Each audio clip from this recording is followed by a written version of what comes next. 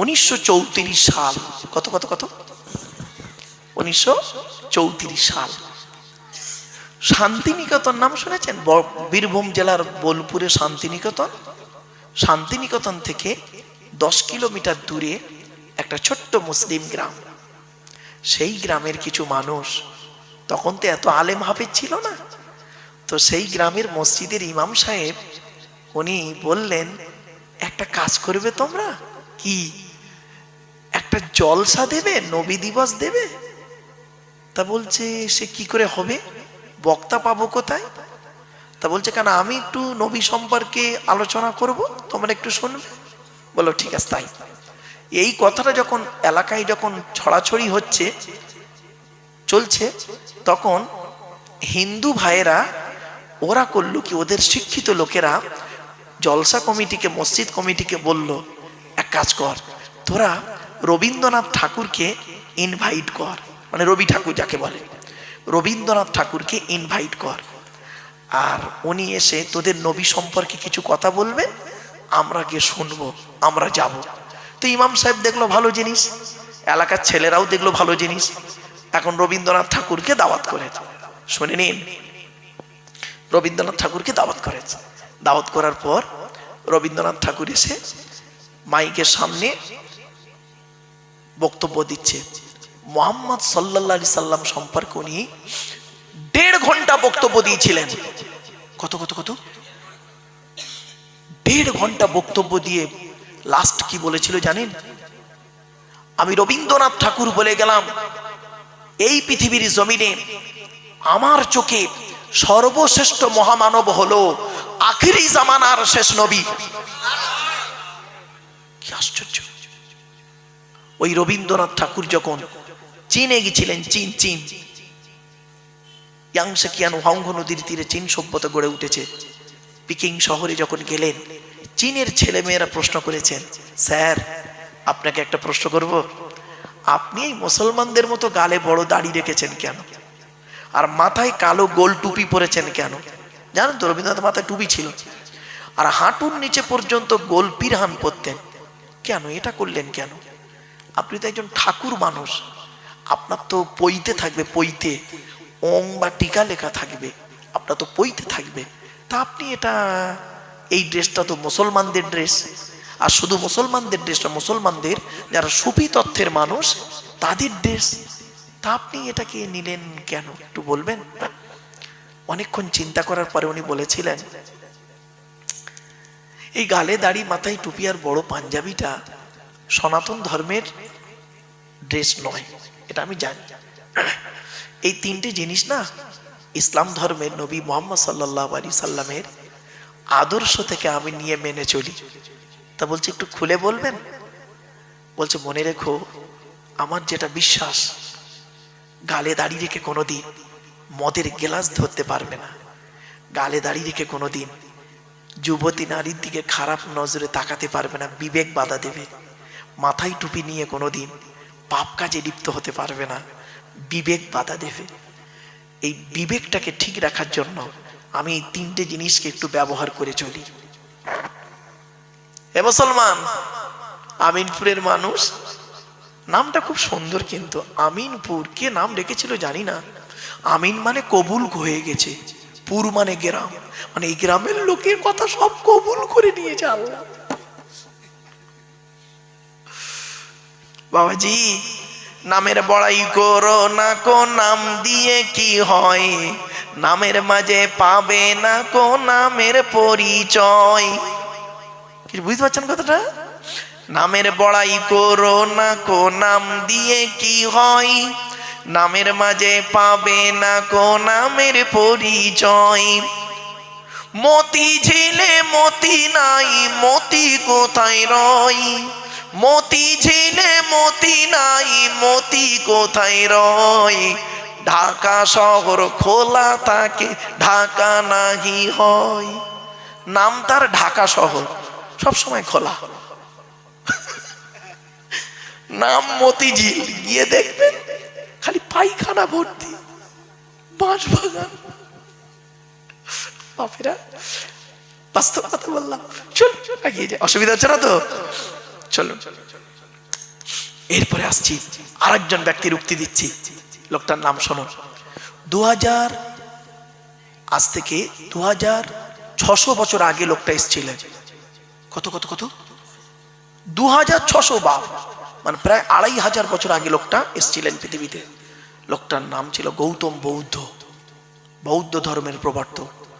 সিদ্ধার্থ থেকে গৌতম বৌদ্ধ হয়েছিল। উনি কি বলছে শুনবেন? উনি ওনার শিষ্যদেরকে একদিন বলছেন, আমার শিষ্যরা শোনো, আমার পরে একজন মানুষের আগমন ঘটবে, যার নামের প্রথম অক্ষর হবে মো, মো, শেষের অক্ষর হবে দ। তার নাম হবে মোহাম্মদ। আরবের মরুভূমি এলাকায় জন্ম হবে। আর মোহাম্মদ বাল্যকালে পিতামাতা হারা হবে।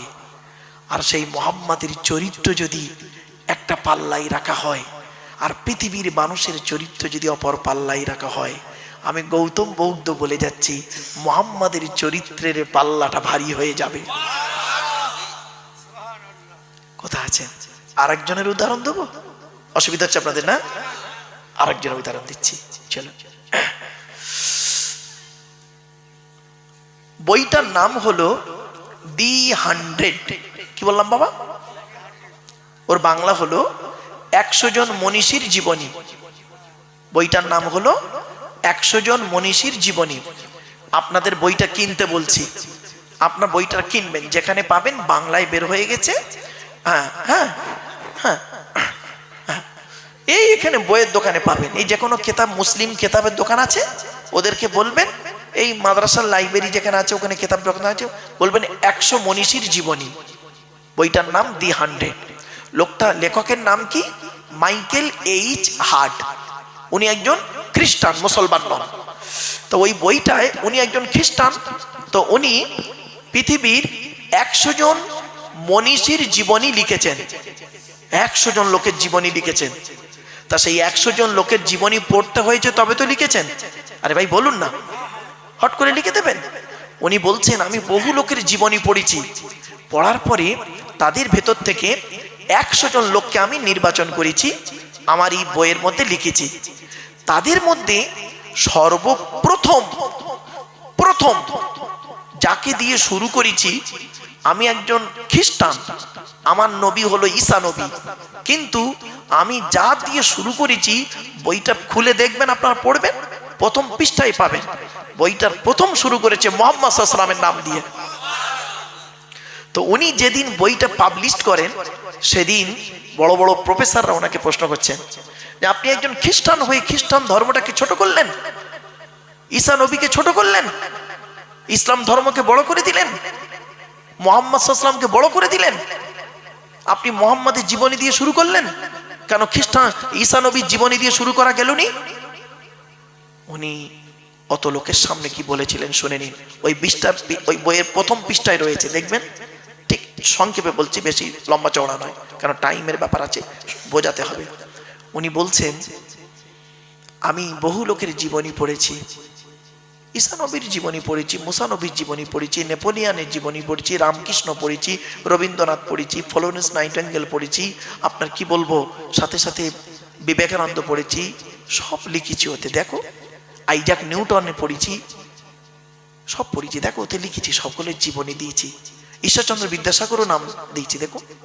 কিন্তু এতগুলো জীবনী পড়ে আমার ব্রেনে এসেছে, এতগুলো জীবনীর মধ্যে শ্রেষ্ঠ জীবনী হলো মুহাম্মদ সাল্লাল্লাহু আলাইহি ওয়াসাল্লামের জীবনী। তাই প্রথম মুহাম্মদকে দিয়ে শুরু করিস। বলছে, কি এমন পেয়েছেন মুহাম্মাদের জীবনীর মধ্যে? বলছে, দয়া করে আপনারা বইয়ের প্রথম পৃষ্ঠাটা উল্টান। তার সব লোক প্রথম পৃষ্ঠা উল্টে, বইটা পড়ো, প্রথম পৃষ্ঠাটা পড়ো। কি লিখেছে শুনবেন? শুনে নিন।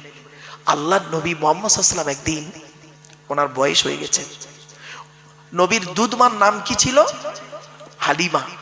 হালিমা মারা যাওয়ার 14 দিন আগের ঘটনা। কতদিন? 14 দিন আগে। আল্লাহ নবী বসে আছেন, এমন সময় মা হালিমা আসছেন লাঠি ধরে ধরে, বৃদ্ধা মেয়ে ছেলে তো, হালিমা মরে যাবার 14 দিন আগে আসছেন। নবীজি দেখতে পেয়েছেন, দুধমা হালিমা আসছেন, কাছাকাছি এসছেন। আসার পরে উনি চিন্তা করছেন, কি করে বসতে দিই, কি করে বসতে দিই, কাছে তো কিছুই নেই, সঙ্গে সঙ্গে নবীজি গায়ে একটা চাদর মোবারক ছিল, নিজের গায়ে চাদরটা খুলে দুধমা হালিমাকে বিছিয়ে দিলেন বসতে। আচ্ছা, নবী মুহাম্মদ সাল্লাল্লাহু আলাইহি ওয়াসাল্লাম নিজের গায়ে চাদর খুলে বিছিয়ে দিলেন বসতে কাকে? কাকে? কোন মা? জোরে বলুন। দুধ মা, নিজের মা নয়। নিজের মা আমিনা তো সে 6 বছর বয়সে মারা গেছে। দুধ মা। আরে মুসলমানের বাচ্চা, তুমি নবীর ভক্ত? তুমি নবীর ভক্ত দেখাচ্ছ? তোমার নবী করেছে কি, তার দুধ মাকে নিজের গায়ে চাদর খুলে বিছিয়ে দিয়েছে, আর তোমার মা এলে পাটি তুলে নাও। লজ্জা করে না? তোমার মা ঘুমায় চ্যাটায়ে আর তুমি ঘুমাও খাটে, লজ্জা করে না? তুমি আবার বলো আমি নবীর ভক্ত, মার ভালোবাসি। লজ্জা করা উচিত। তোমার মা ঘুমায় চ্যাটায়ে মাদুরে, আর তুমি ঘুমাও খাটে। তুমি বসো দামি চেয়ারে, আর তোমার মা বসে কাঠের পেড়ে। তুমি আবার বলো আমি ভালো মানুষ। যদি বললেন হুজুর আপনি কি করতেন? বাবা, আমার আব্বা মা দুজন দুটো চেয়ারে বসতেন। সব থেকে দামি চেয়ার কিনে দিয়েছিলাম বাম্মার জন্য, সে চেয়ার স্মৃতিস্বরূপ আজও রয়েছে। সব থেকে দামি চেয়ার। আমার আম্মা আমাকে বলছে আব্বা এত দামি চেয়ার কেনে? আমি সেই বড় বড় অফিসে গিয়ে দেখেছি এত দামি চেয়ার। বলছে না মা, সেই দামি চেয়ার আমি বসি না, ওই চেয়ার আমি মাঝে মাঝে একটু বসে কোরআন তেলাওয়াত করি। আব্বাজি যে চেয়ারে বসতেন সে চেয়ারটা আজও রয়েছে। শুনে আচ্ছা এই কথাটা আমি মাকে বলেছিলাম, আব্বাকে বলেছিলাম। বলছে আব্বা এত দামি চেয়ার কেনা দরকার ছিল না। আপনাদের কি বলছি, কেন করবেন? কোরআন। আল্লাহ নবীর কাছে একজন সাহাবী এসেছেন, মদিনার সব থেকে ধনী লোক। আমিনপুরের সব থেকে ধনী লোকে চিনি না, আমি জানি না বাবা। তো মদিনার সব থেকে ধনী লোক, লোকটার নাম হলো আমর জামু। কি বললাম বাবা? নামটা মনে রাখবেন, আমর জামু রাদিয়াল্লাহু তাআলা আনহু। উনি নবীজির দরবারে আসছেন। নবীর ডান দিকে আবু বকর সিদ্দিক রাদিয়াল্লাহু তাআলা আনহু বসে আছেন, বাম দিকে হযরত ওমর রাদিয়াল্লাহু তাআলা আনহু বসে আছেন। হযরত আবু বকর বলছেন ইয়া রাসূলুল্লাহ, ওই দেখুন এলাকার সব থেকে ধনী লোকটা আসছে, আমর জামু। আচ্ছা একটা কথা আপনাদের বলি, আবু বকরের সঙ্গে নবীজির সম্পর্ক কি ছিল? শ্বশুর জামাই। আচ্ছা আবু বকর শ্বশুর, নবী হলো জামাই। কে বড়? কে বড়? আপনাদের ধারণা ভুল, শুনে নিন। দুনিয়ার দিন রাত্রির গণনার বয়সে সম্মানের দিক থেকে তো নবী বড়ই। দুনিয়ার দিন রাত্রির গণনাতে নবী বড় আবু বকরের থেকে। ক বছরের বড়? শুনে নিন, 2 বছর 2 মাস 10 দিনের। আবু বকরের থেকে নবীজি 2 বছর 2 মাস 10 দিনের বড় হলো নবীজি। আপনাদের ধারণা ছিল শ্বশুর বড় হয় জামাই ছোট হয়, তাই তো না বাবা, না। শোনে, 2 বছর 2 মাস 10 দিনের বড় হলো আবু বকর। তো হযরত আবু বকর বলছেন ওই আমর জামু আসছে। নবীজি বললেন দাঁড়াও, ওকে আসতে দাও, আসতে দাও। এলো, সালাম করলেন নবীকে। নবী বললেন বসো, বসছে। কিছুক্ষণ পরে আমর জামু রাদিয়াল্লাহু তাআলা আনহু কি বলছেন শুনুন। আমর জামু রাদিয়াল্লাহু তাআলা আনহু কি বলছেন শুনুন। কি হয়েছে বাবা? ও বাবা আপনি উঠে আসেন একটু স্টেজে, এই সরে বসেন একটু বাবা। থাক থাক থাক থাক থাক, ছেড়ে দেন। ও বাবা একটা কথা বলি, আল্লাহ বলছেন তোর অঙ্গগুলো সব ভালো দিয়েছি, তোর অঙ্গগুলো ভালো দিয়েছি, তুই আল্লাহকে শুকরিয়া আদায় কর। কত মানুষ আছে কানে শুনতে পায় না, মুখে বলতে পারে না, চোখে দেখতে পায় না। আল্লাহ তো আপনার সব ভালো দিয়েছে, শুকরিয়া আদায় করুন আল্লাহর কাছে। চলো এবারে আমর জামু রাদিয়াল্লাহু তাআলা আনহু কি বলছেন শুনুন। ইয়া রাসূলুল্লাহ, আল্লাহ আমাকে অনেক টাকা দিয়েছে, অনেক অর্থের মালিক করেছে, তো টাকা পয়সা কোথায় ব্যয় করে গেলে আল্লাহ খুশি হবে যদি একটু বলতেন, তাহলে সেই জায়গায় টাকা পয়সা একটু ব্যয় করে চলে যেতাম মরণের আগে। আচ্ছা, ওনার উদ্দেশ্যটা ভালো না খারাপ? ভালো কথা, যে মরে যাওয়ার আগে টাকা পয়সাগুলো সেখানে ব্যয় করে চলে যাব। ব্যাস, উনি বলে বসে আছেন, কোরআনের আয়াত নাজিল হচ্ছে। এই আয়াতটা তখন নাজিল হলো ওনাকে কেন্দ্র করে। শুনে নিন, একটা কথা বলি আপনাদের, নবীর সাহাবীরা নবীকে জীবনে 17টা প্রশ্ন করেছে। কটা কটা কটা? 17টা এ কোরআনে আছে। আর বাকি যত প্রশ্ন করেছে ইহুদি, নাসারা, খ্রিস্টান, বেঈমান, মুশরিকরা, সাহাবীরা নবীকে প্রশ্ন করেছে জানার জন্য 17টা। মোট কটা? এটা মাথায় রাখবেন, 17টা প্রশ্ন করেছে মোট, কোরআনে আছে। ব্যাস, উনি বললেন টাকা পয়সা কোথায় ব্যয় করলে আল্লাহ খুশি হবে একটু বলে দিন নবীজি। নবীজি চুপ করে আছেন। জিবরাইলকে আল্লাহ বললেন, জিবরাইল চলে যাও। জিবরাইল এলেন, কোরআনের আয়াতটা নাজিল হয়ে গেল। কি? ইয়াসআলুনাকা মাযা ইউনফিকুন কুল মা আনফাকতুম মিন খায়রিন ফালিল ওয়ালিদাইনি ওয়াল আকরাবিন। 2 নম্বর পারার 12 নম্বর পৃষ্ঠা 13 নম্বর লাইন, সূরার নাম সূরা বাকারা। নবী, তোমাকে ওরা প্রশ্ন করছে টাকা পয়সা কোথায় ব্যয় করলে আল্লাহ খুশি হবে। নবী, তুমি বলে দাও টাকা পয়সা সর্বপ্রথম তোমরা তোমাদের বুড়ো বুড়ি বাপ আর মায়ের পিছনে ব্যয় করবে, আল্লাহ খুশি হয়ে যাবে। সর্বপ্রথম টাকা পয়সা কার পিছনে ব্যয় করতে বললো? বল বল বল বলো। বাম্মার পিছনে। আর আপনি কি করেছেন? মায়ের ওষুধ কেনার পয়সা দেয় না, শাশুড়ির হজে নিয়ে যাচ্ছে জামাই, শাশুড়ির হজে নিয়ে যাচ্ছে জামাই। শুনে নিন, আগে চলে যাচ্ছেন নাকি ভাই? চলে যাচ্ছেন? শাশুড়ির হজে নিয়ে যাচ্ছে জামাই। আগে ভালো জামাই ছেলে হন, আগে আপনারা ভালো ছেলে হন, পরে ভালো জামাই হবে। আমরা ভালো জামাই হতে পেরেছি, ভালো ছেলে হতে পারিনি। বললাম, আমার শ্বশুর আমাকে কি বলে জানেন? আমার জামাই খুব ভালো। আমার শাশুড়ি আমাকে কি বলে জানেন? আমার জামাই খুব ভালো। আর আমার জন্মদাতা বাপটা কি বলে শুনবেন? জন্মদাতা বাপটা, ও জন্ম দিয়ে পাপ করেছি। পেটে ধরা মাটা কি বলে শুনবেন? ওকে পেটে ধরে পাপ করেছি। কেন? যে মা ছোটবেলায় আমাকে আপনাকে কোলে করে আদরের চুমা দিল, কি এমন কাজ করলেন, কার মাধ্যমে করলেন যে সেই মার বাপ আর আব্বা বলে ডাকে না? শুনে নিন, 75 বছরের বুড়ো বাপটা যদি একবার 50 বছরের ছেলেটাকে আব্বা বলে একবার ডাকে, 75 বছরের বুড়ো বাপের আব্বা ডাকটা হলো আল্লাহর আরশে আজিমের ডাক। কি ভাবলেন? চলো তো, মুহাম্মদ সাল্লাল্লাহু আলাইহি ওয়াসাল্লাম করেছেন কি? ভুলে গেছেন নাকি? গায়ের চাদরটা খুলে বিছিয়ে দিয়েছেন। মা হালিমা বসেছেন। বসার পরে নবীজি জিজ্ঞাসা কেমন আছেন না আছেন সব জিজ্ঞাসা হচ্ছে। মা হালিমা কি বলছে শুনুন, বাবা মুহাম্মদ আর মনে হয় বেশি দিন বাঁচবো না, বয়স হয়ে গেছে তো।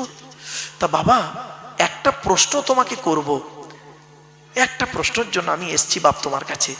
কি মা? বলে এই প্রশ্নটা আমার সারা জীবন কুরে কুরে খাচ্ছে। কি প্রশ্ন বলুন না? বলছে বাবা, তোমার মা আমিনা যেদিন তোমাকে আমার কোলে দিল দুধ পান করানোর জন্য, সেই দিন থেকে বাবা তুমি যতদিন আমার দুধ খেয়েছো, ডান দিকের স্তনটা তুমি খেতে, বাম দিকেরটা কোনোদিন খাওনি। কেন? কি আশ্চর্য শোনেন, ডান দিকেরটা খেতে, বাম দিকেরটা খেতে না। আমি অনেকবার চেষ্টা করেছি বাম দিকের স্তনটা গালে দিতে, তুমি মুখ বন্ধ করে নিতে। আমি একদিন তোমার বাপ হারেস, নবীর দুধ বাপের নাম কি? হারেস, মানে হালিমার স্বামী। একদিন হারেসকে বললাম, প্রাণের স্বামী, এত বাচ্চার দুধ খাইয়েছি, এই বাচ্চাটা ব্যতিক্রম, প্রত্যেক প্রত্যেক বাচ্চা ডান দিক বাঁ দিক দুটো খায়, আমরা খাইনি? কিন্তু এই বাচ্চাটা ব্যতিক্রম, মোহাম্মদ, এ ডান দিকটা খায় বাম দিকটা খায় না। কি বলছো? বলছে হ্যাঁ সত্য কথাই বলছি। সেই দিনে হালিমার স্বামী বলেছিলেন, হালিমা এ বাচ্চা জাতা বাচ্চা নয়, এ বাচ্চা জাতা বাচ্চা নয়। ব্যাস। তো বাবা একটু বলবে? নবীজি শুনে পুরো চুপ। কিছুক্ষণ পরে বলছে, মা আল্লাহ, আমার আল্লাহ আপনার বাম দিকের স্তনটা খাওয়াইনি তাই খাইনি, ডান দিকেরটা খাইয়েছে তাই খেয়েছি। বলছে বাবা ওটা তো লাস্ট কথা, কারণটা কি? মারাত্মক জিনিস। বলছে শুনুন, ডান দিকের স্তনটা আমি পান করতাম, আর বাম দিকের স্তনটা আমার দুধ ভাই আব্দুল্লাহ, আপনার পেটের ছেলে, আমার দুধ ভাই, ও বাম দিকটা খেত। আমি যদি সাধারণ ছেলেদের মতো ডান দিক বাম দিক দুটোই খেতাম, তাহলে ভাইয়ের হক মারা হতাম। মোহাম্মদকে আল্লাহ কোনোদিন মায়ের পেট থেকে ভাইয়ের হক মারতে পাঠায়নি। এই ঘটনাটা লেখা আছে। আর আপনি কি করেছেন? লজ্জা করে না? বাম মরে গেছে, বড় ভাই বেঁচে আছে, ছোট ছোট ভাই বোনেদের সম্পত্তি, নাবালেগের সম্পত্তি নিজের নামে রেকর্ড করে বসে আছে। ঠিক না বেটি? আল্লাহর গজব পড়ে যাবে। বাস্তবটাই বলে গেলাম বাপ, কথাগুলো শুনতে একটু খারাপ লাগছে বুঝি, অসুবিধা হচ্ছে? একবার দরুদ শরীফ আল্লাহুম্মা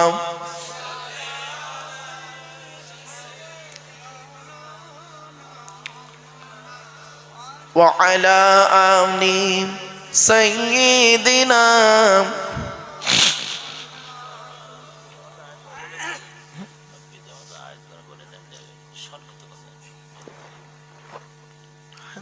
বক্তা এসে গেছে? আচ্ছা ঠিক আছে, অসুবিধা হচ্ছে বাবা, আর একটু হবে, চলে শোনে। তো উনি বললেন যে তোমরা প্রথম পৃষ্ঠাটা খুলে দেখো, তাহলে যে মানুষের জীবনীতে এইরকম পাওয়া যায়, সেই মানুষের জীবনী দিয়ে প্রথমে লিখবো না, তা কার জীবনী দিয়ে শুরু করব? আমি বইটা লিখেছি, পাঠকের কাছে যখন যাবে প্রথম পৃষ্ঠা খুলে যদি ভালো জিনিসটা চোখে পড়ে, বইটা খুলে দেখবে, পরের পৃষ্ঠা উল্টাবে। আর প্রথমেই যদি ওর মনটা খারাপ হয়ে যায়, পরের পৃষ্ঠাগুলো আর দেখবে না। এজন্য ভালো জিনিস দিয়ে প্রথমে শুরু করেছি। কি ভাবলেন? সেই নবীর উপরে কোরআন নাজিল হয়েছে, আর সেই কোরআনে পৃথিবীর সব কিছু আল্লাহ পাঠিয়ে দিয়েছে। আমরা কোরআন কোনোদিন শুনিনি, কোরআন পিপাসু কোনোদিন হইনি, এজন্য আমাদের দশাই। এজন্য আপনাদেরকে আমি অনুরোধ করে বলে যাচ্ছি, কোরআনের তাফসীর দেবেন, কোরআনের তাফসীর দেবেন, এক একটা সূরার তাফসীর। সংক্ষেপে বলে যাচ্ছি, কটা বলবো আপনাদেরকে, কি বিষয়ে বলবো, মানে মাথা কাজ করছে না। এতগুলো দিক আল্লাহ পাক দিয়েছে। ছোট্ট একটা দিক আপনাদেরকে বলি, কিয়ামতের মাঠে দুই দিকের প্রশ্ন হবে। কদিকের? দুই দিকের প্রশ্ন। এক নাম্বার প্রশ্ন হলো কি? এক নাম্বার প্রশ্ন হবে আল্লাহর তরফ থেকে প্রশ্ন। কি? আল্লাহর তরফ থেকে প্রশ্ন। আল্লাহর তরফ থেকে। আল্লাহর তরফ থেকে কি প্রশ্ন হবে? আমাকে আপনাকে করবে আল্লাহ। আল্লাহ বলবেন, ঈমান এনেছিলিস, নামাজ পড়েছিলিস, রোজা রেখেছিলিস, টাকা দিয়েছিলাম যাকাত দিয়েছিলিস, হজ করেছিলিস? তা আমি আপনি সেদিন কি বলবো? আমিনপুরের মানুষ কি বলবো? মার খাবার ভয়ে, আল্লাহ মাঝে মাঝে রোজা করেছি, মাঝে মাঝে নামাজ পড়েছি, মাঝে মাঝে জুম্মা পড়েছি, তবে আল্লাহ একটা কথা বলবো। আল্লাহ বলবে, বল। আল্লাহ, রোজা যদি করতে না পেরেছি তা কি হয়েছে? ইফতার করতে কোনোদিন বাদ দিইনি। ঠিক না বেটি? আল্লাহ বলবে, রোজা রাখিসনি, ইফতার করেছিস?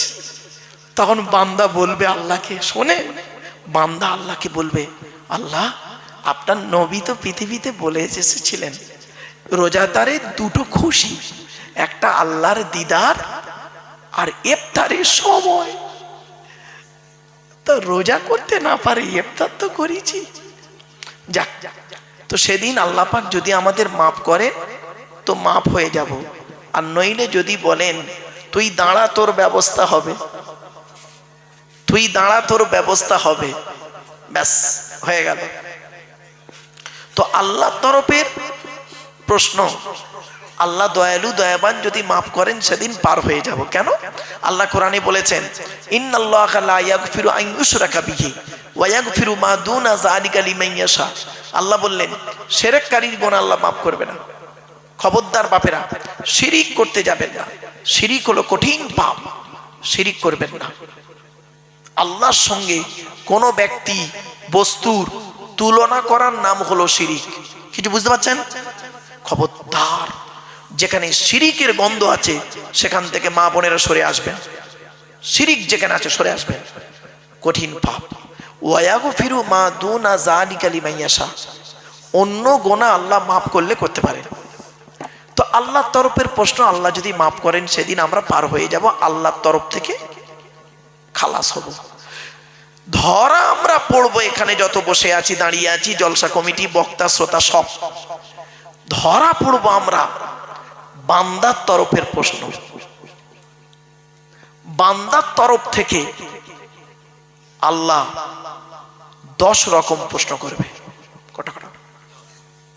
এখানে যারা বসে আছেন ভালো করে শুনে নিন এই 10টা প্রশ্ন। আজকের বাড়ি যাবেন, বাড়িতে গিয়ে এই 10টা প্রশ্নের উত্তর খুঁজে বের করবেন। যদি উত্তর খুঁজে পান, মনে মনে সকালবেলা উঠে বলবেন ইনশাআল্লাহ আমি জান্নাতি। আর যদি উত্তর না পান, মরণ পর্যন্ত এই 10টা প্রশ্নের উত্তর খুঁজে বের করবেন। বলে গেলাম 10টা কি, শোনো। 1 নাম্বার, কিয়ামতের মাঠে প্রথম প্রশ্ন আল্লাহ করবে আমাকে আপনাকে, এদিকে আয়। স্বামী হিসাবে পৃথিবীতে কতটা দায়িত্ব পালন করেছিস বল। কি হিসাবে? এখানে অনেক স্বামী বসে আছেন। স্বামী হিসাবে পৃথিবীতে কতটা দায়িত্ব পালন করেছিস? আল্লাহর নবী বললেন, এই স্বামীরা, তোমরা তোমাদের স্ত্রীদের কমসে কম 17টা শিক্ষা দান করিও। কটা কটা? 17টা শিক্ষা দান করিও। বউকে কটা শিক্ষা দিয়েছেন? একটাও তো দেননি। দয়া করে একটু শুনে যান অন্তত। 1 নাম্বার নবী বললেন, এই স্বামীরা, তোমরা তোমাদের স্ত্রীদেরকে এই শিক্ষা দান করবে, আসসালামু ক্বাবলাল কালাম। স্বামী স্ত্রী যখন কথাবার্তা বলবে, একে অপরকে সালাম দেওয়া নেওয়া করবে। আল্লাহর রহমত, মহব্বত, ভালোবাসা আল্লাহ বাড়িয়ে দেবে। বউকে সালাম দিয়েছেন না, শালিকে সালাম দিচ্ছে, শালিকে। 2 নম্বরে বলা হলো, এই স্বামীরা, তোমরা তোমাদের স্ত্রীদেরকে এই শিক্ষা দান করবে, তারা যেন কোনোদিন কাবা শরীফের দিকে মুখ করে কোনোদিন থুতু যেন না ফেলে। ও নিজে পান, তেরেঙ্গা, খৈনি, গুটকাকে কোন দিকে থুতু ফেলে আল্লাহই ভালো জানে। বউকে বলবে কেমন করে। 3 নম্বরে বলা হলো, এই স্বামীরা, তোমরা তোমাদের স্ত্রীদেরকে এই শিক্ষা দান করবে, তারা যেন কোনোদিন কাবা শরীফের দিকে মুখ করে কোনোদিন পেশাব পায়খানা যেন না ফেরে। ও নিজে কোন দিকে মুখ করে পেশাব পায়খানা ফেরে তার কোনো ঠিক নেই। 4 নম্বরে বলা হলো, তোমরা তোমাদের স্ত্রীদেরকে এই শিক্ষা দান করবে, তারা যেন কোনোদিন কাবা শরীফের পেছন ফিরে যেন পেশাব পায়খানা যেন না ফেরে। 5 নম্বরে বলা হলো, তোমরা তোমাদের স্ত্রীদেরকে এই শিক্ষা দান করবে, তারা যেন কোনোদিন গোসলখানায় কোনোদিন পেশাব যেন না ফেরে। কিছু বুঝতে পারছেন? আমার কথা বুঝতে পারছেন তো? বুঝতে না পারলে বলবেন। তারপরে বলা হলো, তোমরা তোমাদের স্ত্রীদেরকে এই শিক্ষা দান করবে। মা বোনেরা শুনে নিন, মায়েরা, বোনেরা, তোমরা তোমাদের স্ত্রীদেরকে এই শিক্ষা দান করবে, তারা যেন কোনোদিন গোসলখানায় উলঙ্গ অবস্থায় গোসল যেন না করে। তারপরে বলা হলো, তোমরা তোমাদের স্ত্রীদেরকে এই শিক্ষা দান করবে, তারা যেন হাতের চুড়ি, কি বলেন, হাতের চুড়ি তারা যেন কোনোদিন একের বেশি ব্যবহার যেন না করে। এক হাতে একটা চুড়ি পরবে, দু হাতে একটা একটা দুটো চুড়ি পরবে, এক হাতে দুটো তিনটে চারটে চুড়ি পরা নিষেধ। আল্লাহর নবী বললেন, হযরত ওমর বসেছিলেন বাম দিকে, আল্লাহর নবী উমারকে বললেন, উমার, তোমার স্ত্রী যদি এক হাতে দুই বা দুইয়ের বেশি চুড়ি পরে, স্ত্রীর চুড়ির ঝুনঝুনি আওয়াজটা পরপুরুষের জন্য হলো হারাম। হয়েছে? আমার মা বোনরা, চুড়ি পরবেন এক হাতে একটা, একের বেশি চুড়ি পরবেন না। তবে পড়তে পারেন একমাত্র স্বামী ছাড়া, অন্যের কাছে রূপ দেখাইও না। চলো, এরপরে নবীজি বললেন, এই স্বামীরা, তোমরা তোমাদের স্ত্রীদেরকে এই শিক্ষা দেবে, তারা যেন কোনোদিন মাথার বালিশ, কি বলেন, মাথার বালিশ তারা যেন কোনোদিন দুটো ব্যবহার যেন না করে। স্বামী একটা বালিশ, স্ত্রী একটা বালিশ, এই রকম দুজনে দুটো বালিশে মাথা রেখে ঘুমাবে না। স্বামী স্ত্রী যখন ঘুমাবে, একটি মাত্র লম্বা বালিশে মাথা রেখে ঘুমাবে। স্বামী স্ত্রী যদি এক বালিশে মাথা রেখে ঘুমায়, আল্লাহর রহমত, মহব্বত, ভালোবাসা আল্লাহ বাড়িয়ে দেবে। এসব তো শোনেন। চলো, আচ্ছা, এখানে যারা মেয়ের বিয়ে দিয়েছেন তারা শ্বশুর হয়েছেন, ঠিক না বেঠিক? বলুন না, কথা বলুন। যারাই মেয়ের বিয়ে দিয়েছেন তারা শ্বশুর হয়েছেন। আর নবীজি তার মেয়ে ফাতেমাকে হযরতে আলীর সঙ্গে বিয়ে দিয়েছিলেন, তাহলে নবীও একদিকে শ্বশুর হয়েছেন, ঠিক না বেঠিক? তাহলে আপনারাও শ্বশুর, নবীজিও শ্বশুর। চলো, এই দুই শ্বশুরের কতটা পার্থক্য দেখুন, আসমান আর জমিন পার্থক্য। আপনি আপনার মেয়েকে যখন শ্বশুর বাড়ি পাঠিয়েছিলেন, কি কি দিয়ে পাঠিয়েছিলেন, কি কি বলে পাঠিয়েছিলেন? আর নবীজি তার মেয়ে ফাতেমাকে শ্বশুর বাড়ি পাঠিয়েছিলেন, কি কি দিয়েছিলেন আর কি কি বলেছিলেন? দয়া করে একটু শুনে যান। আগে আমাদেরটা বলি। আমরা আমাদের মেয়েদের কি করেছি? খাট, গদি, ড্রেসিং টেবিল, আলমারি, খাটের সঙ্গে দুটো ছোট ছোট মাথার বালিশ আর বিশাল বড় একটা ঠ্যাং বালিশ দিয়েছি, ইত্যাদি। আর মেয়েকে, আর নবীজি কি দিয়েছিলেন ফাতেমাকে? দেখি, শুনে নিন। মা ফাতেমাকে নবীজি দিয়েছিলেন দুটো জামা। কটা কটা কটা? দুটো জামা, একটা খেজুর পাতার চাটাই, একটা কম্বল, একটা পানির কলসি, একটা জাঁতা, সুপুরি কাটা জাঁতা নয়, গম ভাঙানো জাঁতা। জাঁতা বলিছি বলে অনেকে পান খড়গুলো মনে মনে ভাবছে সুপারি কাটা জাঁতা না। এবারে আসছি, আর কি দিয়েছিলেন? একটা চামড়ার বালিশ। কটা কটা কটা? একটা চামড়ার বালিশ। কেন? স্বামী স্ত্রী এক বালিশে মাথা রেখে ঘুমালে আল্লাহর রহমত, মহব্বত, ভালোবাসা আল্লাহ বাড়িয়ে দেয়। চলো, এবারে আসছি, নবীজি আপনি আপনার মেয়েকে কি বলে শ্বশুর বাড়ি পাঠিয়েছিলেন?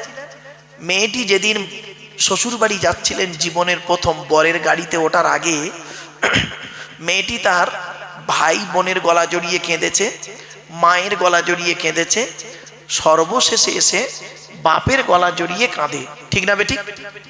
বাপ তখন কি বলে সান্ত্বনা দেন আপনারা? এক নাম্বার বক্তা, কি বললাম? বক্তা। দু নাম্বার কমিটি, কি বললাম? কমিটি। তিন নাম্বার শ্রোতা। শ্রোতা। চলো, বক্তার কি দেখবেন? বক্তার দুটো জিনিস দেখবেন, খুব ইম্পর্টেন্ট। বক্তার দুটো জিনিস দেখবেন। এক নাম্বার দেখবেন বক্তাটি সত্যিকারের আলেম কিনা। কি বললাম? সত্যিকারের আলেম কিনা বক্তাটা দেখবেন এক নাম্বার। বক্তাটা সত্যিকারের আলেম কিনা দেখবেন, এডুকেটেড পারসন কিনা, শিক্ষিত মানুষ কিনা, এক নাম্বার। শুধু ডিগ্রি থাকলে হবে না, বক্তাটির আমল আছে কিনা। হয়েছে?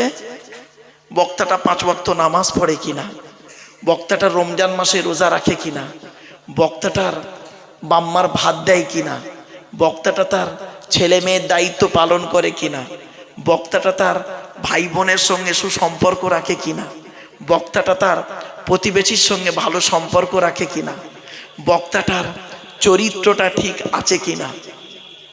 কিছু বুঝতে পারছেন? বক্তাটা কোনো নেশা ভান করে কিনা। এ কথাটা কেন বললাম শুনে নিন।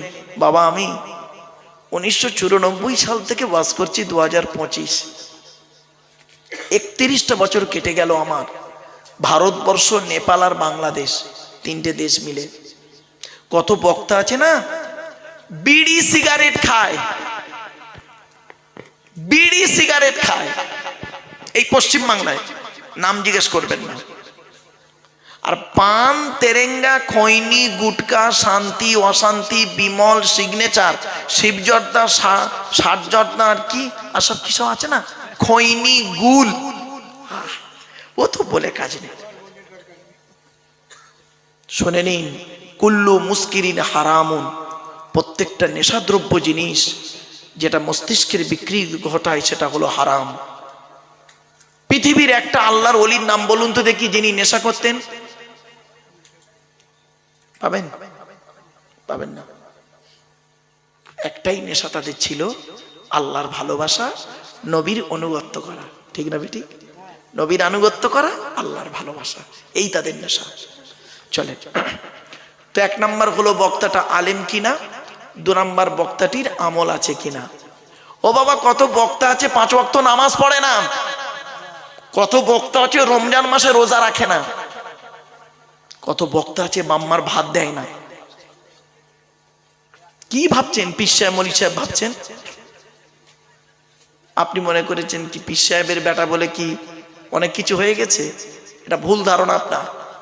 আপনি ভাবছেন কি অমুক বক্তার ছেলে বলে কি ফেরেশতা হয়ে গেছে? দুধ থেকে না ওই শিমুল তুলোর ফুলটা লাল টকটক করে গো বাবা। শিমুল তুলোর ফুল বোঝেন? গায়ে কাঁটা কাঁটা থাকে গাছটার, দুধ থেকে শিমুল তুলোর ফুলগুলো লাল টকটক করে, কাছে গেলে দুর্গন্ধ বেরোয়। আর ছোট্ট বেল ফুলটা দুধ থেকে দেখা যায় না, কাছে গেলে খুশবু বেরোয়। তো শিমুল তুলোর ফুল হয়ে লাভ নেই, ছোট্ট বেল ফুল হন, ওতেই যথেষ্ট। কিছু বুঝতে পারছেন কথাই মা? চলো, 1 নাম্বার হলো বক্তা। আমি বলিনি, নবী কি বলছে এবার দেখি। আল্লাহ নবী বললেন, কোন আলিমান, কোন আলিমান, হাক্কানি আলেম হও, হাক্কানি আলেম হও। হাক্কানি আলেম হতে পারোনি, ঠিক আছে, আও মুতাআল্লিমান, হাক্কানি আলেমের ছাত্র হও, তাও সুযোগ পাওনি, ঠিক আছে, আও মুস্তামিয়ান, হাক্কানি আলেমরা যেটা বলে মনোযোগ সহকারে শ্রবণ করো, আমল করো, তাও সুযোগ পাওনি, ঠিক আছে, আও মুহিব্বান, হাক্কানি আলেমদেরকে অন্তর দিয়ে ভালোবাসো, ওয়ালা তাকুন খামিসান ফাতুহলিকু, 5 নাম্বারটা হতে যেও না, তাহলে ক্ষতিগ্রস্ত হয়ে যাবে। নবীজি প্রথমে কি বললেন? কোন আলিমান, হাক্কানি আলেম হও। আমরা এমন মানুষ, এমন মানুষ, আমি যে সিলসিলার লোক সেই সিলসিলার আলেমকে আমি ভক্তি করি, আর অন্য সিলসিলার খুব বড় আলিম আল্লাহওয়ালা মানুষ তাদেরকে আমরা তুচ্ছ তাচ্ছিল্য করি। ঠিক না বেঠিক? খবরদার করবেন না। এই উত্তর 24 পরগনায় খুব বড় বড় আলেম আছে, হাক্কানি আলেম, তারা যোগ্য আলেম। আপনারা তো তাদের মূল্য দেন না, মূল্য দেন না, মূর্খগুলোকে এনে স্টেজে তুলে দেন। হাক্কানি আলেমদেরকে ওয়াজ শোনো, কোরআন শোনো, হাদিস শুনুন, হাক্কানি আলেমের কাছে বসুন। নবীজি বলেছেন, আমি বলিনি, কোন আলিমান, হাক্কানি আলেম হও।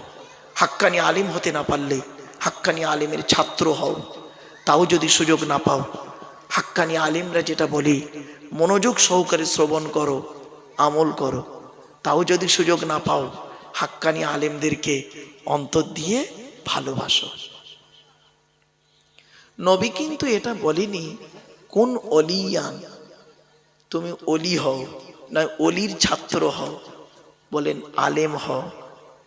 তোমরা তো বাবা পীর সাহেবকে খুব গুরুত্ব দাও, পীর সাহেব মূর্খ, লেখাপড়া জানে না, তাকে খুব গুরুত্ব দাও, আর আলেমদেরকে বেইজ্জতি করো।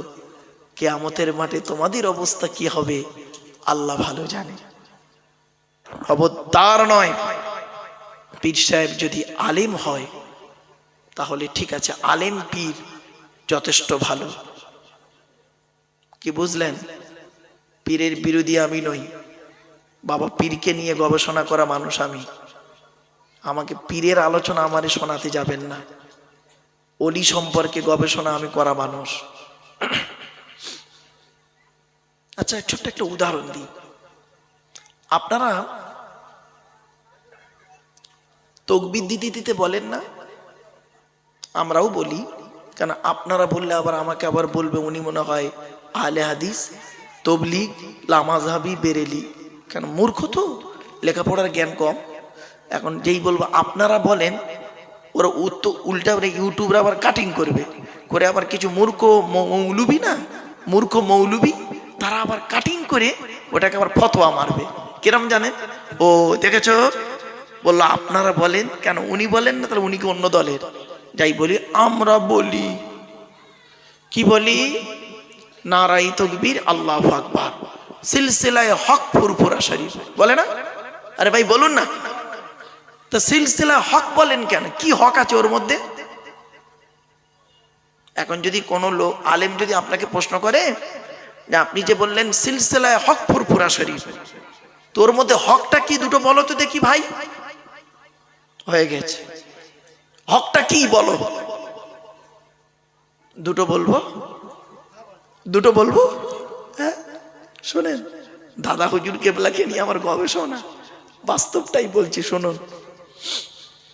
হক কেন বলি আমরা, হক ফুরফুরা সিলসিলা কেন বলি?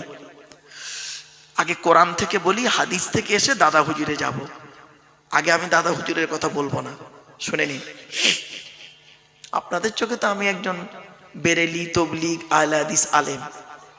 আল্লাহ ভালো জানে আমি কি, আপনারা জানেন না কেন? ইন্নাল্লাহা আলিমুম বিযাতিস সুদূর, অন্তর্যামী কে? আল্লাহ। চলো, আল্লাহ নবীর কাছে যখন কোনো মেয়ে ছেলে মুরিদ হতে আসতো, বায়াত হতে আসতো, কি হতে আসতো? বোঝেন তো, বোঝেন তো, ভাষা বুঝতে পারছেন? হ্যাঁ বাবা, যে কজন আছেন ওই কজন আমার যথেষ্ট, দয়া করে বুঝে নিন, ভুলভাল বুঝবেন না। আর ইউটিউবওয়ালারা জানেন, ওরা একদম যেটা ছাড়বে পারফেক্ট। বাবা কেটে কুটে আমার বাঁচ দিও না বাপ, আমার তোমার নতুন নতুন লাগছে। যাই হোক,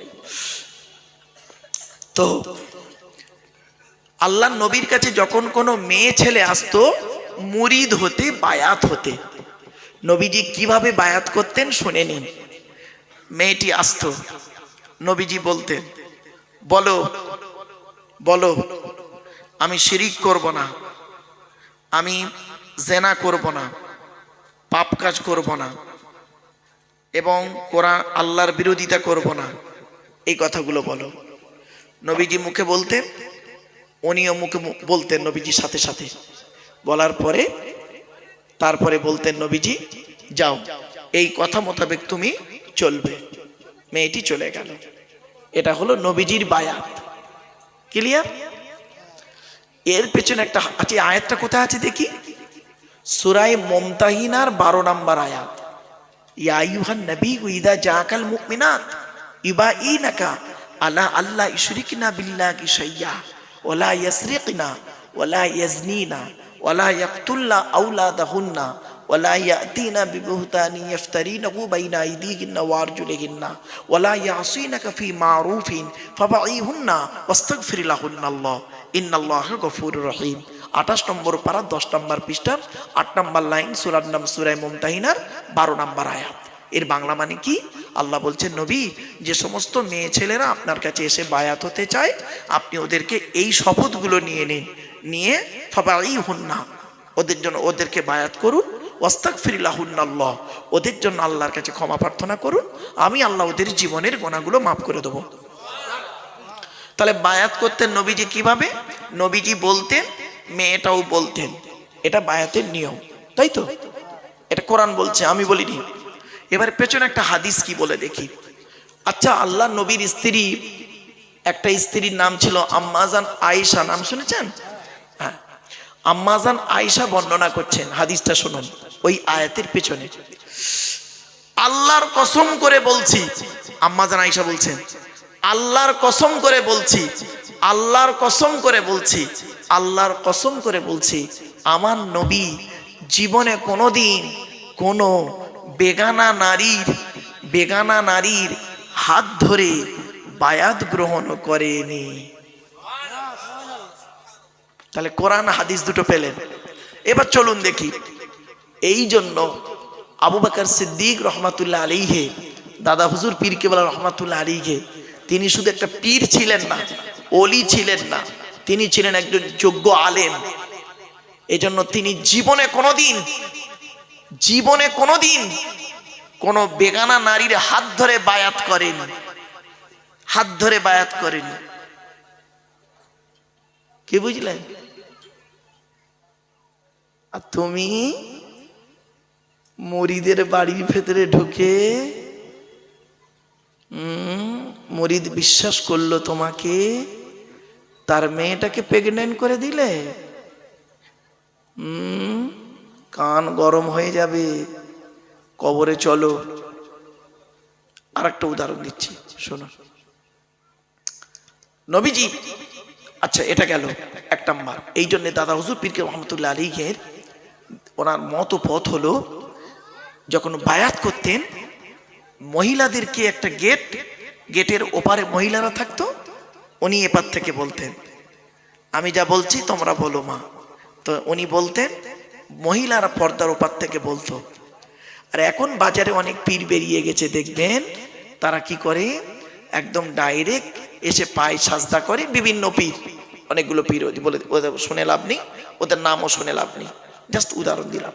চলো, এটা শরীয়তের খেলাফ। দাদা হুজুর পীর কেবলা রহমাতুল্লাহ আলাইহি এটা থেকে অনেকটা সচেতন। এই জন্য আমরা হক সিলসিলা বলি, যেটা বলি কোরআন হাদিস এবং বাস্তব। আর একটা উদাহরণ দিচ্ছি, চমকে যাবেন, রেগে যাবেন না কেউ কিন্তু, হ্যাঁ আগেই বলে দিচ্ছি বাবা। আচ্ছা বাবা, আমার স্ত্রীকে আপনাদের দেখা জায়েজ না না জায়েজ? বল না জায়েজ। বাহ। তো আমার স্ত্রীকে যদি আপনাদের দেখা না জায়েজ হয়, কোরআনের কোন আয়াতে কোন হাদিসে আছে আপনার স্ত্রীকে আমার দেখা জায়েজ? তুমি পীর সাহেবের বউকে দেখা তোমার জন্য হারাম যদি হয়, আর পীর সাহেবে কোন হাদিস কোন আয়াতে আছে মুরিদের বউয়ের সঙ্গে বসে গল্প করবে বিছানায়?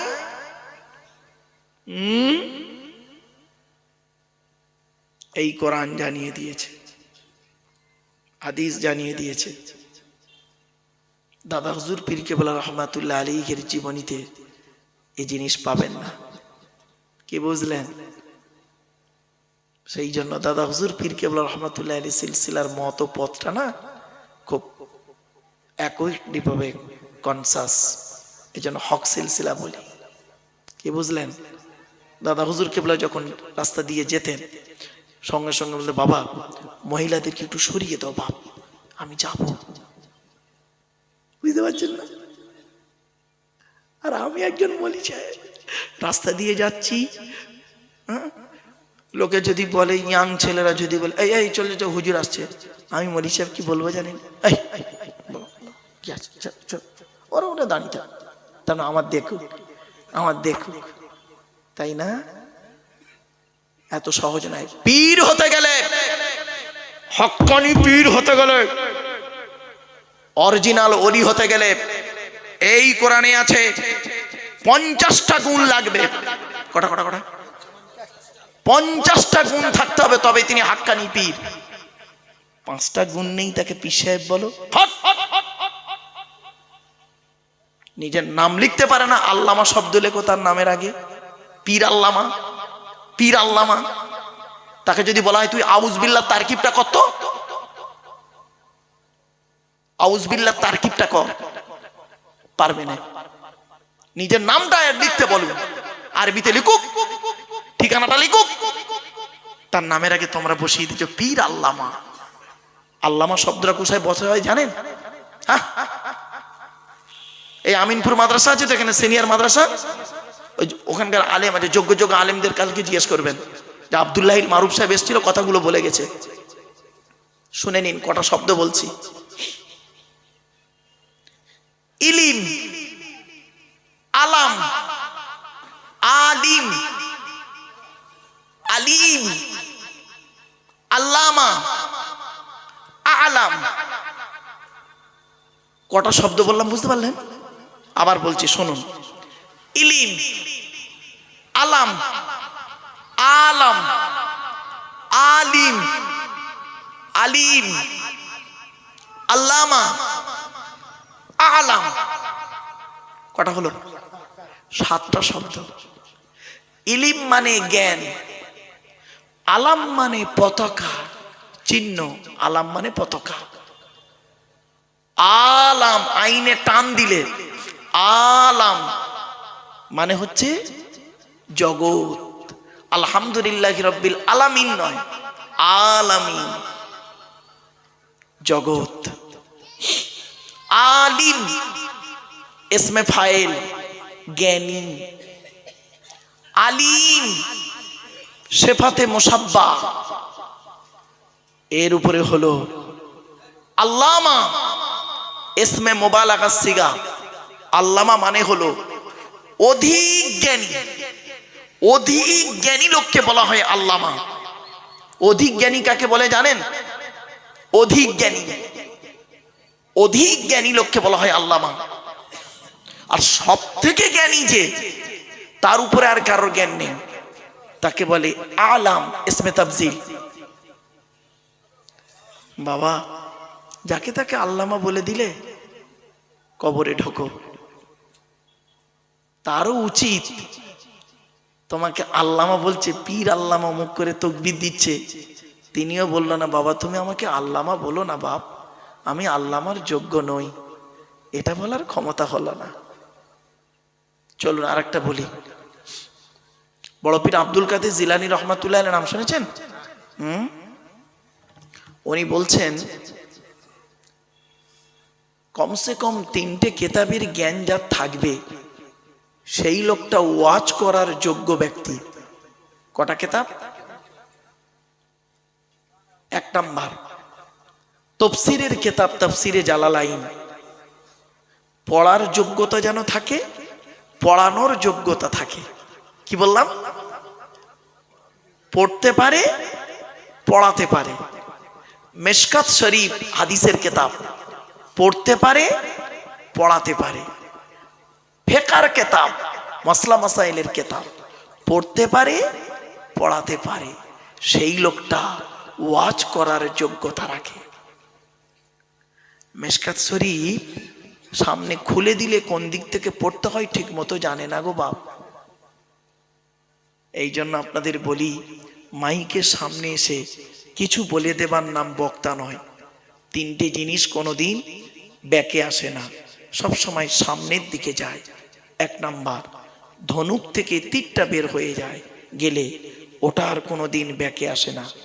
2 নাম্বার দেহ থেকে আত্মাটা বের হয়ে গেলে ওটা আর পৃথিবীতে রিটার্ন দেওয়া হয় না। 3 নাম্বার জবান থেকে কথা বের হয়ে গেলে ওটা আর কোনোদিন ব্যাকে আসে না। 1 ঘন্টা ওয়াজ করতে গেলে 3 ঘন্টা বই পড়তে হবে। 3 ঘন্টা বই পড়তে হবে 1 ঘন্টা ওয়াজ করতে গেলে। আপনি ভাবলেন এত সহজ মনে করলেন ওয়াজটাকে? এই কোরআন হলো পৃথিবীর শ্রেষ্ঠ কিতাব, আমার হাতেই রয়েছে। এই কোরআনকে নিয়ে সারা বিশ্ব গবেষণা করছে। America, London, France, Britain, Japan, Jordan, জার্মানির ঠান্ডা করে বসে বসে কোরআন কিনে গবেষণা করছে। কারা করেছে? Humphry Davy, Michael Faraday, Einstein, Isaac Newton, doctor Maurice Bucaille, mister Cook, mister জাভিরিন, mister Campbell, Rajaram Mohan Roy, Ishwarchandra Vidyasagar, Rabindranath Thakur, Acharya Jagadish Chandra Bose, Francis Drake, Williams Keith Moore, Williams Harvey, Thomas, George ভান্নার, এরা কোরআন কিনে গবেষণা করলো। আর আমরা কিছু মৌলবি সকলে নয়, সকলে নয়। আমরা কিছু মৌলবি, মৌলবি, আমরা কিছু মৌলবি কোরআনটাকে নিয়ে কি করলাম জানেন? শুনে নিন। তেল পড়া, তেল পড়া, পানি পড়া, ওয়াজ করা, খতম পড়া, তাবিজ মরা, ঘর বন্ধ করা, আর নিজেদের মধ্যে মারামারি করা। কিরকম মারামারি? গোল টুপি, লম্বা টুপি, চেরা জামা, ফাড়া জামা, তবলিগ, ফুরফুরা, বেরেলি, ওয়াহাবি, জামাতে ইসলামী, আহলে হাদিস, বুকে হাত বাঁধা, নাবির নিচে হাত বাঁধা, জোরে আমিন বলা, আস্তে আমিন বলা, কিয়াম করা না করা, মোনাজাত করা না করা। ওর বলে কাফের, ওর বলে কাফের। এ এলে ও বক্তা আসে না, আর ও বক্তা এলে ও বক্তা আসে না। ওরে মূর্খ, এলেম থাকতে হয়, পড়াশোনা করতে হয়। এক কোরআন, এক নবী মুহাম্মদ সাল্লাল্লাহু আলাইহি সাল্লাম, ইসলাম একটাই ধর্ম, ঠিক না বেঠিক? তুমি একটা কাফেরের সঙ্গে বসে, একটা মুশরিকের সঙ্গে বসে, একটা মুনাফিকের সঙ্গে বসে চা খেতে পারো, একজন যোগ্য আলেমের সঙ্গে ওয়াজ করতে পারো না। তোমাকে আলেম বলাটাই হচ্ছে তুমি সমাজের নিকৃষ্ট মাল। তুমি সমাজের সব থেকে নিকৃষ্ট মাল হলে তুমি, তোমার যোগ্যতা নেই। তুমি একজন মুনাফিকের সঙ্গে বসে চা খেতে পারো, একটা মুশরিকের সঙ্গে বসে তুমি আলোচনা করতে পারো এক টেবিলে, আর এক আলেমের সঙ্গে তুমি, যোগ্য আলেমের সঙ্গে তুমি ওয়াজ করতে পারো না। তোমাকে, তুমি হলে আলেম জগতের সব থেকে নিকৃষ্ট, নিকৃষ্ট লোক তুমি। সাহাবীদের মধ্যে এমন কোন ঘটনা দেখাতে পারবেন না, আমি অন ক্যামেরায় বলছি, যে আবু বকর সিদ্দিক রাদিয়াল্লাহু তাআলা আনহু ওয়াজ করছেন, মানুষকে উপদেশ দিচ্ছেন, সেখানে হযরত ওমর বলেছেন উনি গেলে আমি যাব না। তুমি সাহাবীদের থেকে বড় হয়ে গেছো বুঝি?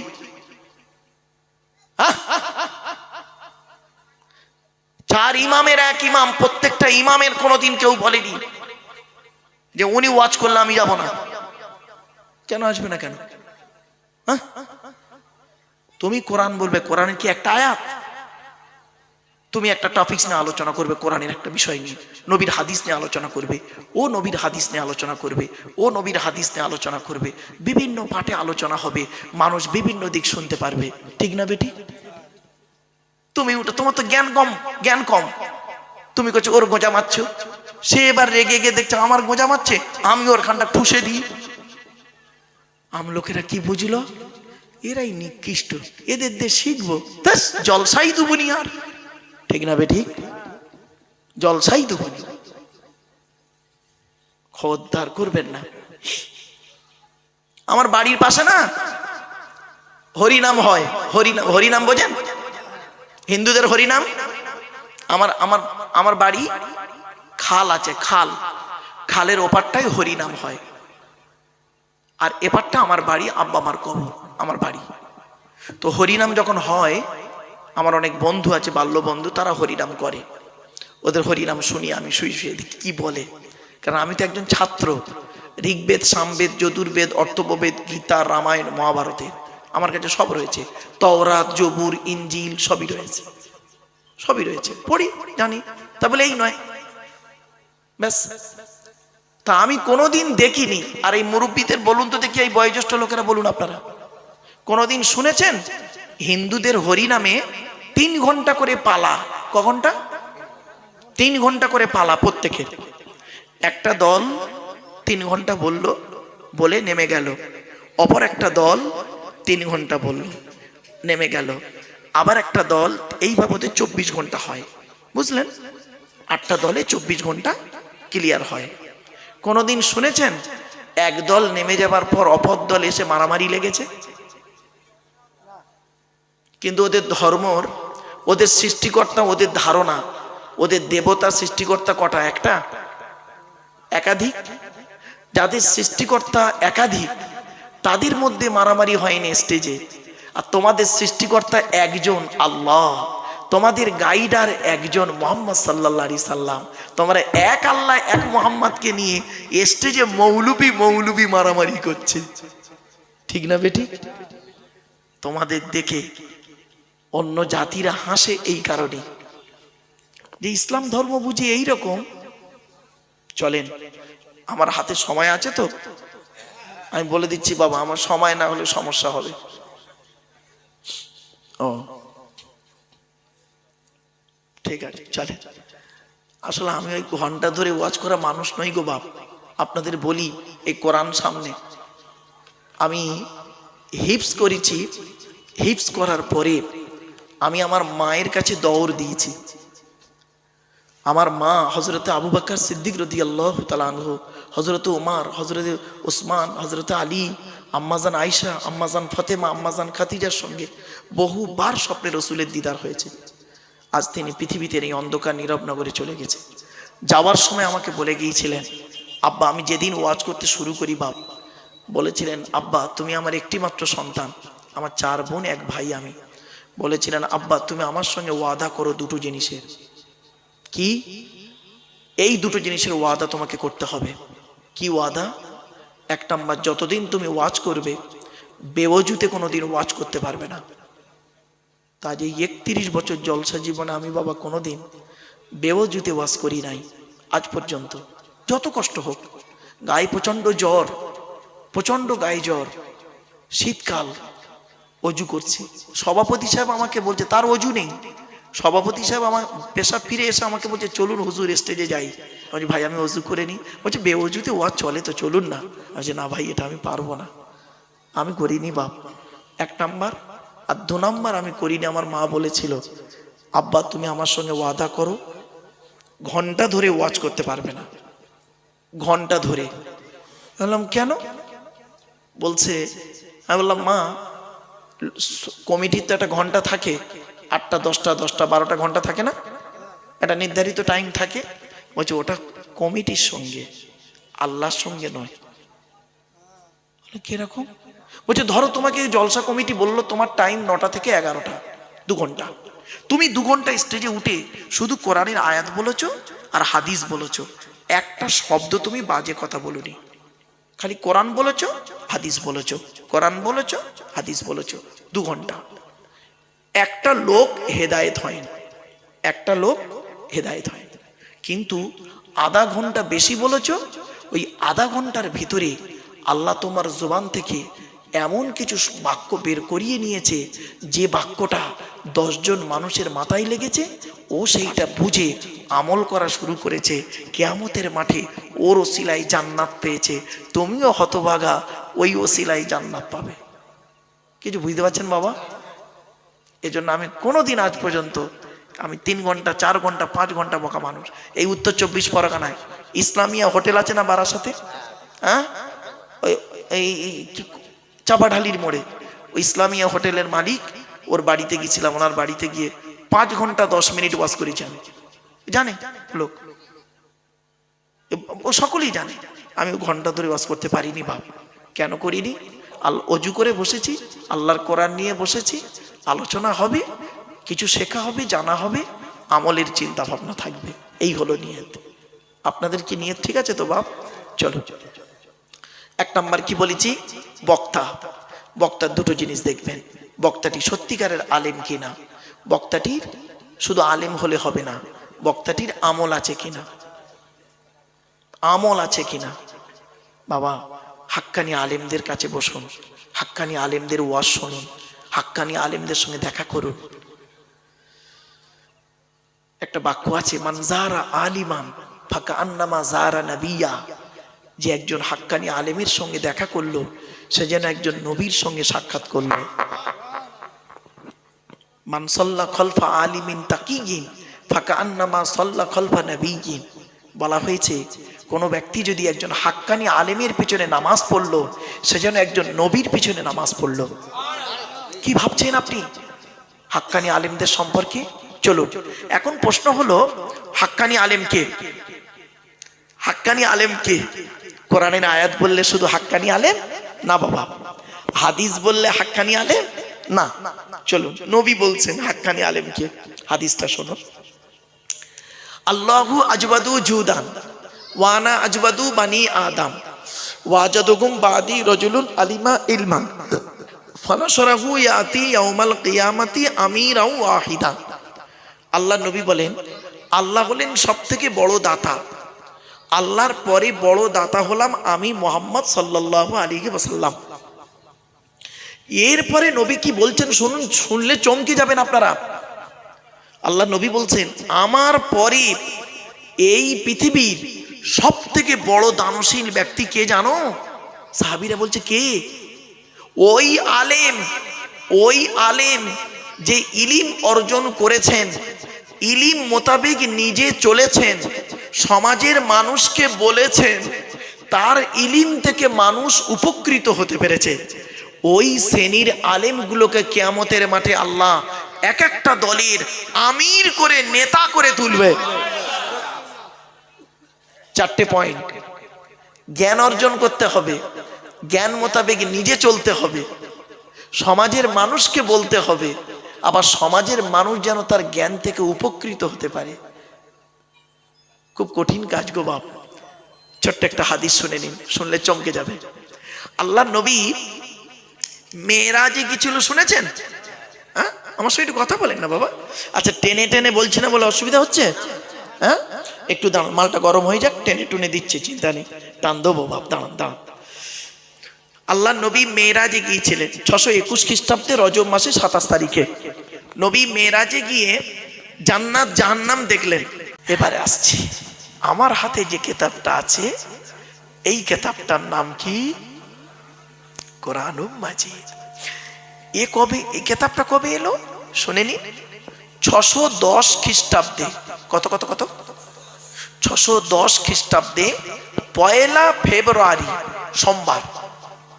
610 খ্রিস্টাব্দে 1 ফেব্রুয়ারি সোমবার। আচ্ছা, আজকে তারিখটা কত আছে? 18ই ডিসেম্বর 2025 সাল। কি বার? বৃহস্পতিবার। আজকের বাড়ি যাবেন, বাড়িতে গিয়ে 18ই ডিসেম্বর 18/12/2025 লিখবেন, আর নিচেই লিখবেন 1-2, মানে 1 ফেব্রুয়ারি 1-2-610 মাইনাস করবেন, কতদিন আগে কোরআনে এসে পেয়ে যাবেন। আমি একদম ইংরেজি সাল তারিখ বার বলে দিলাম। এই কোরআন হলো 30 পারা, এলো মুহাম্মদ সাল্লাল্লাহু আলাইহি ওয়াসাল্লামের উপরে। এ কোরআন কবে এলো? কোরআন বলছে শাহরু রমাদান আল্লাযী উনজিলা ফীহিল কোরআন, রমজান মাসে কোরআন আমি নাজিল হয়েছি। আবার যদি কোরআনকে প্রশ্ন করি, কোরআন তুমি বলো রমজান মাসে নাজিল হলে ঠিকই, কে তোমাকে পৃথিবীতে আনলো? কোরআন বলছে তোরা আমাকে প্রশ্ন করছিস, আমি কোরআনই উত্তর দিচ্ছি। নাজালা বিগির রুহুল আমিন, আমাকে রুহুল আমিন ফেরেশতা জিবরাইল নিয়ে এসেছে। আবার যদি প্রশ্ন করা হয়, কোরআন তুমি বলো জিবরাইল ফেরেশতা আনলো, তুমি কি রবীন্দ্রনাথের লেখা কোনো বইটই? কোরআন বলছে ফালতু কথা বলবি না, আমি কোথা থেকে নাজিল হয়েছি জানিস? তানজিলুম মির রাব্বিল আলামিন, আমি আল্লাহর তরফ থেকে নাজিল হয়েছি। আবার প্রশ্ন করো, কোরআন তুমি রমজান মাসে নাজিল হলে কবে হলে? 30 দিনে তো মাস। কোরআন বলছে শুনবি, ইন্না আনজালনাহু ফি লাইলাতিল কদর, আমি কোরআন লাইলাতুল কদরের রাতে নাজিল হয়েছি। তাহলে আল্লাহর তরফ থেকে এলো, জিবরাইল নিয়ে আসলো, লাইলাতুল কদরের রাতে এলো। এখন কার উপরে নাজিল হয়েছে? মুহাম্মদ সাল্লাল্লাহু আলাইহি ওয়াসাল্লামের উপরে নাজিল হয়েছে। কোরআনকে প্রশ্ন করুন, কোরআন কি সুন্দর উত্তর দিচ্ছে দেখুন। ওয়াল্লাযীনা আমানু ওয়া আমিলুস সালিহাত ওয়া আমানু বিমা নুযিলা আলা মুহাম্মাদিন ওয়া হুয়াল হাক্কু মির রাব্বিহিম। সূরা মুহাম্মদ 26 নম্বর পারার 6 নম্বর পৃষ্ঠার 1ম নম্বর লাইন। আমি কোরআন মুহাম্মাদের উপরে নাজিল হয়েছি। এখন তো তৎকালীন যুগে না মুহাম্মদ নামটা প্রচুর ছিল, প্রচুর। কেন? তাওরাত কিতাবে আছে, জবুর কিতাবে আছে, ইনজিল কিতাবে আছে যে আখিরি জামানায় একটা নবী হবে, তার নাম হবে মুহাম্মদ। সেই জন্যে আরবের মানুষেরা করতো কি, ছেলে হলে যাতে আমার ছেলে নবী হয়, সেই জন্য তারা করতো কি মোহাম্মদ নাম রাখতো। তো মোহাম্মদ তো তখন অনেক। প্রশ্ন করুন, আচ্ছা মোহাম্মদ কোন মোহাম্মদ? কোরআন বলছে যাই তাই মোহাম্মদ নয়। কোন মোহাম্মদ? মোহাম্মদুর রাসূলুল্লাহ। যে মোহাম্মদ রসুল, ওই মোহাম্মদের উপরে নাজিল হয়েছি। আচ্ছা মোহাম্মদ কি কারোর বাপ মা? বলছে না। তবে কে মোহাম্মদ? কে মোহাম্মদ? প্রশ্ন করুন, কি সুন্দর উত্তর দিচ্ছে দেখুন। মোহাম্মদ, আল্লাহ কোরআন বলছে মোহাম্মদের পরিচয় নেবে, নিয়ে নাও। মা কানা মুহাম্মাদুন আবা আহাদিম মির রিজালিকুম ওয়ালাকিন রাসূলুল্লাহি ওয়া খাতামান নাবিয়্যিন। 22 নম্বর পারা 2 নম্বর পৃষ্ঠা 13 নম্বর লাইন, সূরার নাম সূরা আহজাব। আজকের পারা নাম্বার পৃষ্ঠা লাইনগুলো বলছি না, একটু ধীরে ধীরে বলছি, তো এই জন্য ওগুলো বললে মানুষের স্পিরিটে বলা হয়ে যায় আর মাথা থেকে অনেকটা সরেও যায়, এই জন্য বুঝিয়ে বুঝিয়ে বলছে, অসুবিধা হচ্ছে বাবা। মুহাম্মদ হলো কে? মা কানা মুহাম্মাদুন আবা আহাদিম মির রিজালিকুম, ওরে মুহাম্মদ কারোর বাপ নয়, মা নয়। ওয়ালাকিন রাসূলুল্লাহ, মুহাম্মদ হলেন আল্লাহর প্রেরিত রাসূল। ওয়া খাতামান নবিয়্যিন, আখিরি জামানার শেষ নবী। এখন মুহাম্মদ যদি আখিরি জামানার নবী হয়, তাহলে নবীদের পরিচয় কি? নবীদের পরিচয় কটা? আল্লাহর পরিচয় 4টে। কটা বললাম বাবা? 4টে। নবীদের পরিচয় কটা? শুনে নিন। নবীদের পরিচয় হলো 3টে। কটা কটা? যতদিন বাঁচবেন এগুলো মনে রাখবেন। নবীদের পরিচয় 3টে। নবী হতে গেলে 3টে শর্ত। কি কি? 1 নাম্বার, যিনি নবী হবেন তার চরিত্র উত্তম হতে হবে। চরিত্রহীন ব্যক্তি কোনোদিন নবী হতে পারে না। এই জন্য প্রত্যেক নবীর চরিত্রকে আল্লাহ পাক উত্তম করে পাঠিয়েছে। জোরে বলুন। আচ্ছা মুহাম্মদ সাল্লাল্লাহু আলাইহি ওয়াসাল্লামের চরিত্রটা কেমন জানা যাক তো একটু। আমি আব্দুল্লাহিল মারুফ যদি আপনাদের নবীর চরিত্র নিয়ে বলি, অমুসলমানরা না সহজে এটা মেনে নেবে না, ঠিক না বেটি? উনি মুহাম্মাদের দলের লোক, ধর্মের লোক, তাই মুহাম্মাদের চরিত্রের কথা মুসলমান আমাদেরকে শোনাচ্ছে। স্বাভাবিক কথা এটা। চলো অমুসলমানরা কি বলেছে একটু দেখি তো। অমুসলমানরা আমার নবী সম্পর্কে কি বলেছে দেখি, শুনুন।